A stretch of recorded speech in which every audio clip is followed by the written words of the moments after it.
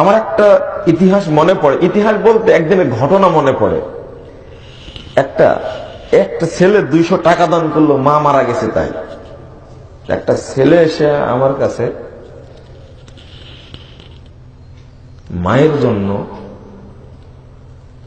5টা টাকা হাতে দিয়ে বলছেন যে হেফজোখানার জন্য আমি 5টা টাকা আমার মায়ের জন্য দিলাম, আমার মা মারা গেছে। অনেকের মা মারা যায়নি, গেছে, তাই না? এই দানটা কত বড় জিনিস জানেন? ছেলেটার কথা বললাম, 5 টাকা দান করে, দেখেন এবার। সহিহ ইবনে হিব্বান 3310 নম্বর হাদিস। মুহাম্মদ সাল্লাল্লাহু আলাইহি সাল্লাম বলছেন, ইন্নাস সাদাকাতা লা তুতফিউ হাররাল কুবুর লিসাহিবিহা। সাদাকা দেওয়া মাত্রই কবরে প্রজ্বলিত জাহান্নামের আগুন ধপ করে নিভে যাবে। আচ্ছা, ধপ করে নিভে যা বুঝেন? বাতি জ্বলছে, ওটা কি বলেন আপনারা? বাতি বলেন। বাতি জ্বলছে, ফু দেওয়ার সঙ্গে সঙ্গে নিভে যায় না?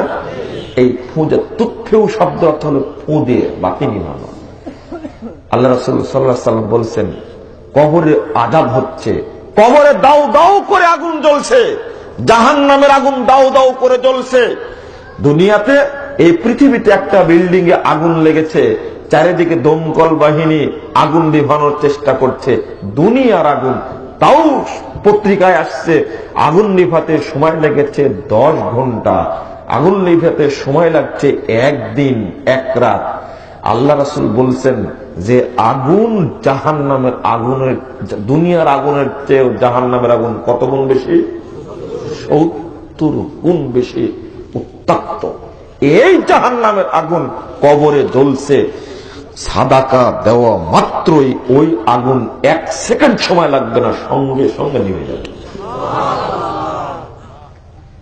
ওই বাচ্চা ছেলে যেটা 5টা টাকা দান করলো, যদি কবুল হয়ে যায় আর তার মায়ের কবরটা যদি জাহান্নাম হয়ে থাকে, জাহান্নামের আগুন থাকবে না নিভে যাবে?